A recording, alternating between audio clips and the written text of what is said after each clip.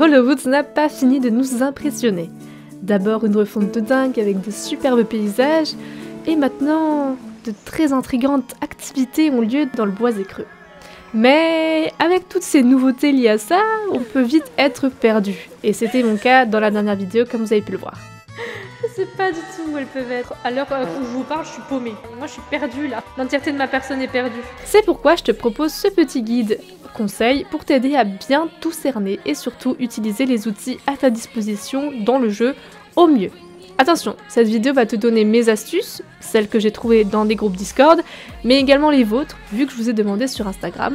Mais après, chacun fait comme il le sent. Ne te sens pas obligé de suivre à 100% ce guide, seulement il t'aidera à t'orienter au mieux et à te donner quelques pistes pour suivre un chemin dans ce brouillard qui pourra te sortir de la panade si tu es perdu. Allez, commençons.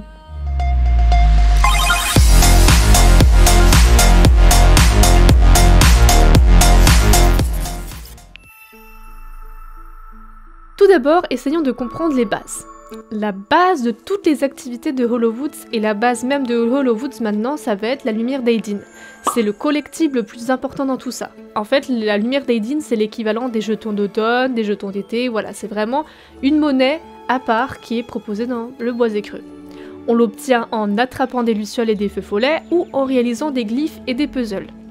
Et du coup, c'est en suivant ces différentes activités qu'on peut l'obtenir. La lumière d'Aidin te permet de débloquer des niveaux et des superbes aides, donc des améliorations, qui se trouvent à la pierre-mère, qui est à Veldale elle-même, mais également de débloquer de superbes items pour toi et ton cheval, et enfin, elle te permet de commencer à jouer au puzzle. En bref, c'est l'artefact central qui te permet de jouer à toutes les activités, mais surtout d'avancer en grade. À chaque fois que je vais parler d'avancer en grade dans cette vidéo, ça voudra dire faire des améliorations. Ça, je vais t'expliquer ça tout de suite après. En plus de cet artefact, il y a un deuxième artefact qui est d'importance capitale, et tu le verras au fil du jeu, c'est la poudre de jardin.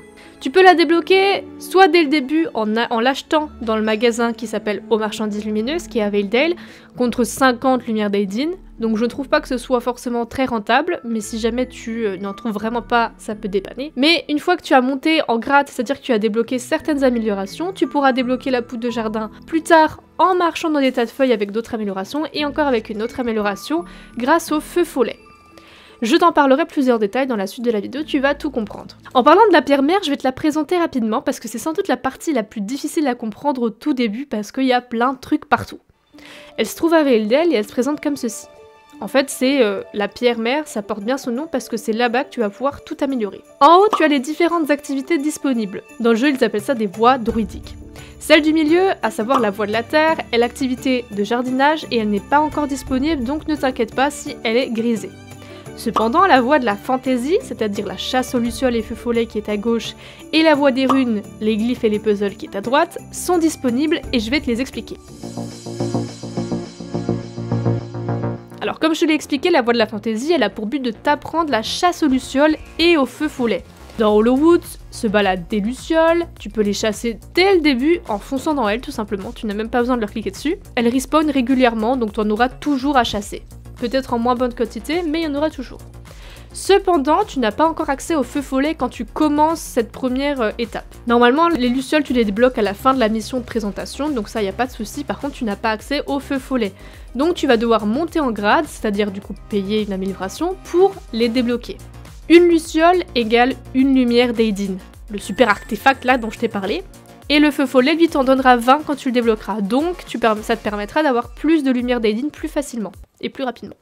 Tu as également ce qu'on appelle des musettes empêtrées. Donc ça, c'est des sortes de petites racines qui sont au sol. Moi, j'appelle ça des coffres parce que ça renferme un trésor dedans. Ces musettes, en fait, c'est des sortes de coffres pour moi qui te donnent du coup un certain montant de lumière d'Aidin contre 5 poudres de jardin au début et 3 si tu prends l'amélioration correspondante. Donc ça te permet d'en avoir parfois 120, 130.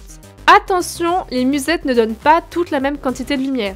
Alors quand t'en vois un qui te semble en avoir plus que les autres, vous voyez là par exemple il y en avait un à 131 à peu près alors que les autres étaient à 102, 103. N'hésite pas à le marquer sur la carte, donc t'as juste à ouvrir ta carte et à cliquer à l'endroit où tu es pour le retrouver facilement. C'est le top parce que toutes les musettes te demandent 5 poudres mais elles ne te donnent pas la même quantité. Donc autant commencer par le pactole d'abord. L'activité 2 c'est la voie des runes. La voie des runes, elle met ta réflexion à dure épreuve. Elle comporte 2 types d'épreuves, il y a les glyphes et les puzzles. C'est pas réellement leur vrai nom, mais moi je les simplifie comme ça parce qu'il y a les puzzles de glyphes et les puzzles de runes. Mais pour moi c'est les glyphes et les puzzles. Ou les runes, c'est comme vous voulez.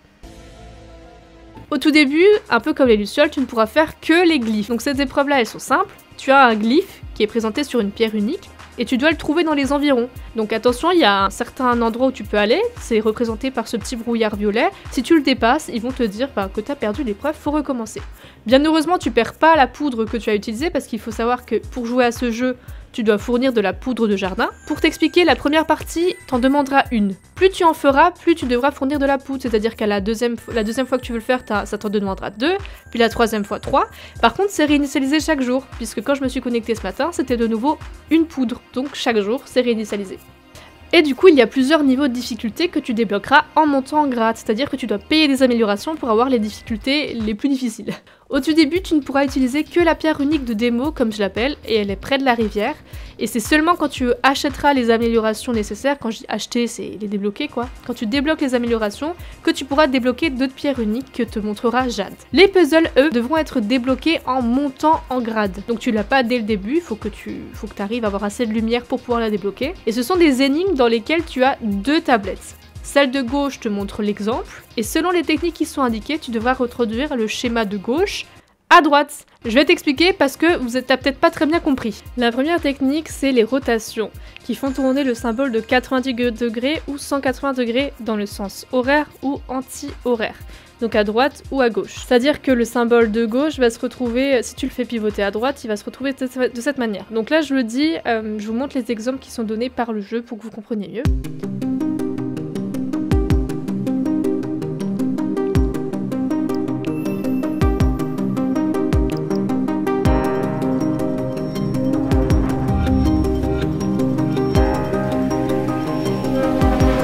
Il y a également les renversements qui retournent tout horizontalement ou verticalement.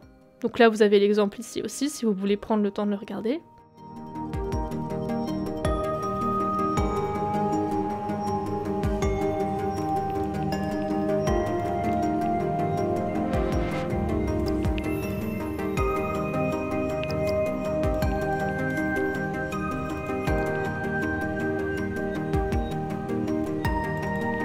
J'ai pas encore débloqué les 2 derniers, donc c'est bien que je sois à côté des tutos parce que sinon j'aurais pas su vous les expliquer. Mais du coup, il y a les glissements qui signifient qu'on déplace le symbole entier dans une direction donnée. Si une partie du symbole sort de la grille, alors elle réapparaîtra de l'autre côté.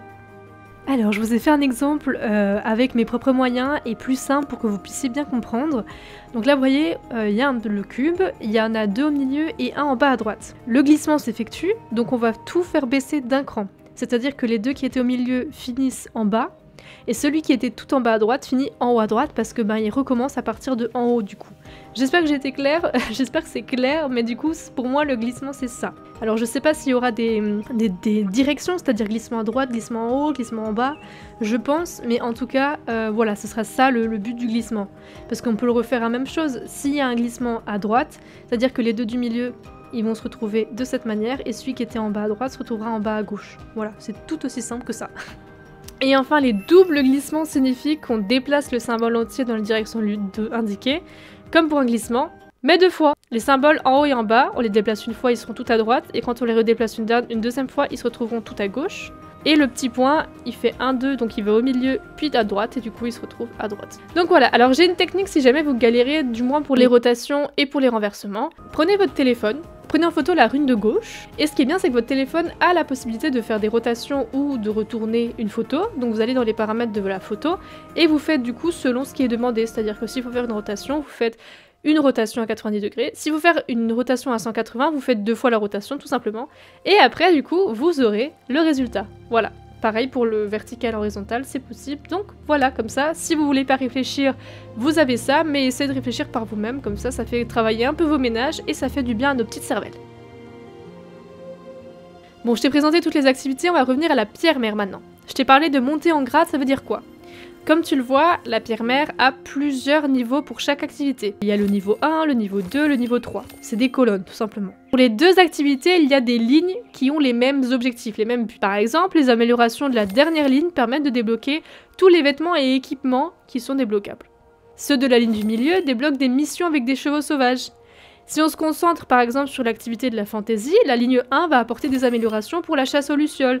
Par exemple, la première amélioration que tu vas pouvoir avoir, c'est tu vas pouvoir les attraper de façon plus facile parce qu'elles vont être attirées à toi plus facilement.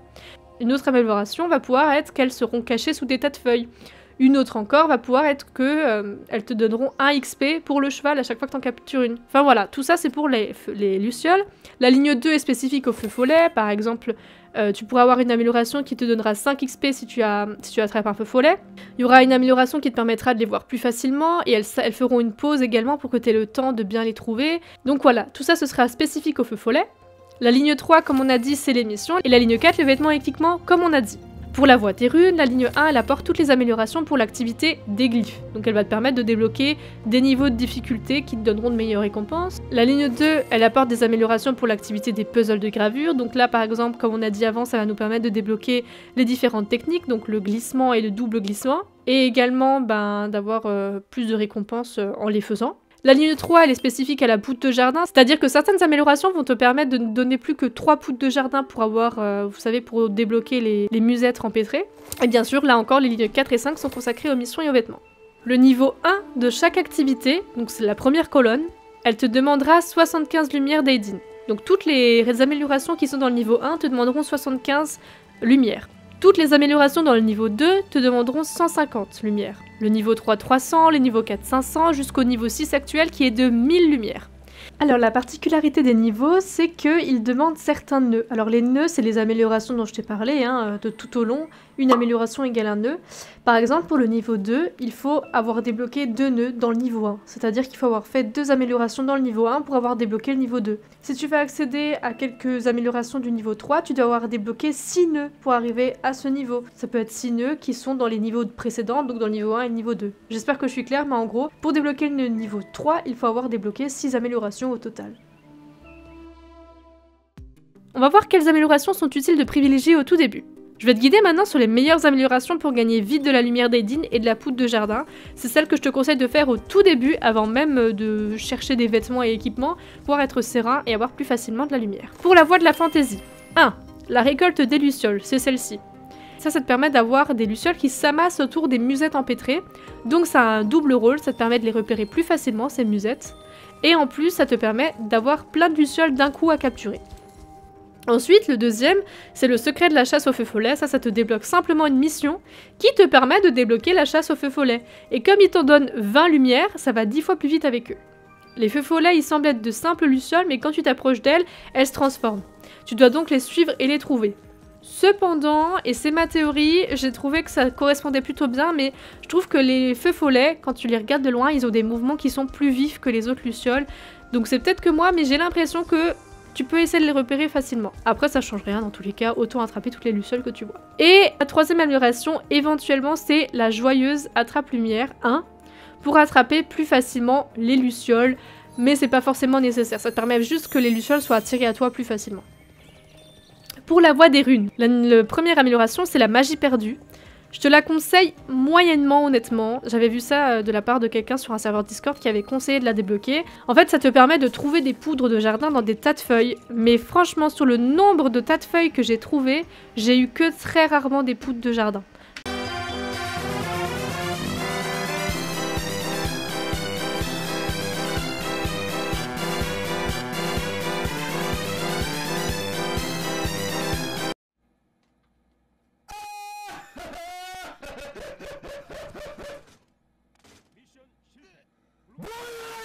Donc c'est pas le plus important, si jamais tu peux passer aux suivantes d'abord. La deuxième amélioration que je te conseille d'avoir, c'est l'art ancestral de la gravure de runes. C'est le plus important parce que du coup c'est lui qui te permet de débloquer l'activité de puzzle de runes, qui peut te donner donc énormément de lumière en peu de temps, comme je te l'ai dit. Moi au début ça me donnait 200 lumières d'Aidin quand je complétais un puzzle, donc du coup c'est vraiment hyper rentable. Et la troisième activité la plus importante, c'est le collectionneur à flamèche. Ça te permet d'obtenir de temps en temps des poudres de jardin quand tu as chassé un feu follet. Ça marche déjà beaucoup mieux que le truc avec les tas de feuilles là, c'est-à-dire que j'ai eu beaucoup plus de fois des poudres de jardin en chassant des feux follets.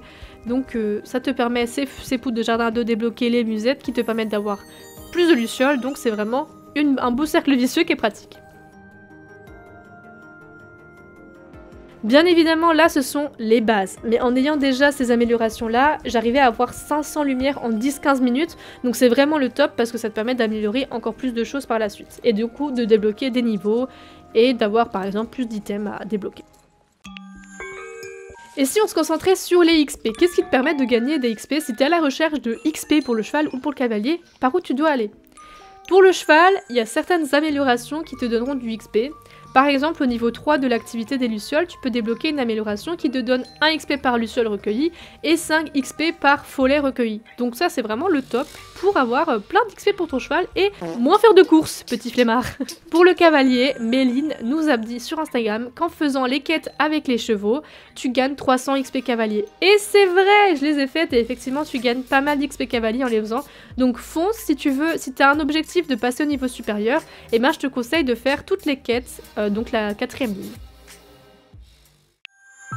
Si tu cherches des vêtements et des équipements, et ben comme tu l'as entendu, cette mage permet aux collectionneurs de vêtements d'avoir des équipements presque gratuits. Tu peux donc débloquer de superbes équipements, les plus nuls d'abord, hein, puis les meilleurs à la fin, c'est normal. Alors il y a certains qui peuvent être payables en lumière. Je dis payable, je sais pas si ça existe, mais en gros tu peux les acheter avec de la lumière d'Edine, donc c'est un peu gratuit.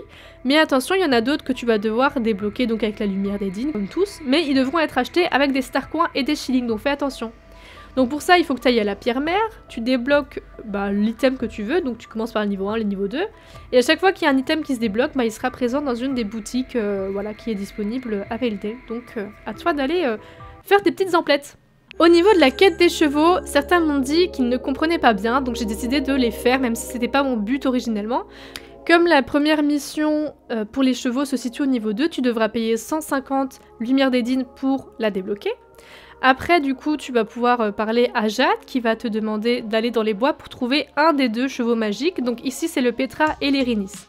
Et du coup, vous allez faire la mission, on va du coup se trouver dans les bois, et en fait, le cheval va fuir. Donc en fait ça fait partie de la mission et quand on va revenir parler à Jade, elle va nous dire c'est pas grave, il faut continuer sur cette voie. Donc si vous suivez bien ce qu'il est écrit dans la pierre mère, ce n'est qu'après avoir fait toutes les missions de la ligne que vous pourrez débloquer une mission à la fin, donc au niveau 6, qui vous permettra de débloquer les chevaux magiques, donc le Petra et l'Érinis pour cette ligne-là, à des prix réduits dans la forêt. Donc il faut être patient, il faut débloquer toutes les missions, donc il faut payer en fait. Voilà, comme dit, c'est la ligne. Vous choisissez la ligne que vous voulez faire à chaque fois. Si vous voulez avoir des améliorations pour les lucioles, il faut toujours améliorer la ligne 1. Si vous voulez vraiment être concentré sur les missions, vous débloquez que la ligne des missions. Tout ce qui est avant, c'est des petites missions voilà, qui vous mettent un peu dans un contexte où Jade va vous aider à vous améliorer pour pouvoir les débloquer. Bref, c'est du RP tout simplement. On va passer aux astuces et conseils, donc il y a les miens et les vôtres, c'est vraiment la fin de la fin là. Des fois il y a un bug chez moi qui m'empêchait de cliquer sur les éléments, c'est-à-dire que je cliquais, il n'y a rien qui se passait. Soit vous utilisez la touche E pour contrer le bug, soit vous appuyez sur échappe et ça devrait être réglé. Je suis peut-être pas sûre d'être la seule à l'avoir, donc ça peut être utile. Les gravures de lune, on s'en rend pas compte, mais d'après moi, on perd des lumières d'Edine à force de se tromper, donc notre récompense sera moins grande en termes de lumière d'Edine. Donc essayez de ne pas trop vous tromper et d'être sûr avant de faire vérifier. Eleana nous propose d'aller de l'autre côté de la rivière parce qu'il y a souvent des tas de feuilles, donc ça c'est pratique si vous avez débloqué les améliorations dont je vous ai parlé avec les tas de feuilles, donc celle où il y a les poudres de jardin dedans ou celle où il y a des lucioles dedans. Lina nous propose de farmer sur le téléphone et je compléterai même ses propos en disant que pour l'activité des runes, justement des puzzles de runes, c'est carrément plus pratique parce qu'on peut pivoter sur le téléphone directement, donc comme ça on voit directement le résultat que c'est censé donner. Et enfin, Fantine nous propose de rester AFK, donc connecté mais sans jouer, juste on est absent du jeu. Et en gros, au bout de 5-10 minutes, il y aura un max de lucioles. Je pense même que si on se déconnecte et reconnecte aussi, il y en a un max qui apparaisse, donc essayez de faire ça aussi. Une astuce très importante qui rentre dans la gravure de runes, c'est que les petites tablettes pour faire l'atelier de puzzle de runes peuvent se trouver autant sur les arbres que par terre. Donc ouvre l'œil puisque tu peux être en train de marcher sur une tablette au KLM alors que c'est un truc qui peut te rapporter des lumières. Ma dernière astuce, c'est tout simplement que les feux follets ou même les tablettes ou les coffres ont des emplacements précis. SSO s'est pas amusé à les mettre dans chaque coin de pixel du jeu en fait. Donc du coup tous ces mécanismes-là ont des emplacements précis. Les feux follets, une fois que tu les trouves, ils vont tout le temps se cacher au même endroit selon où tu les trouves. Donc retiens bien les emplacements où ils sont et ça t'évitera de leur courir après. Et c'est pareil pour les tablettes, etc.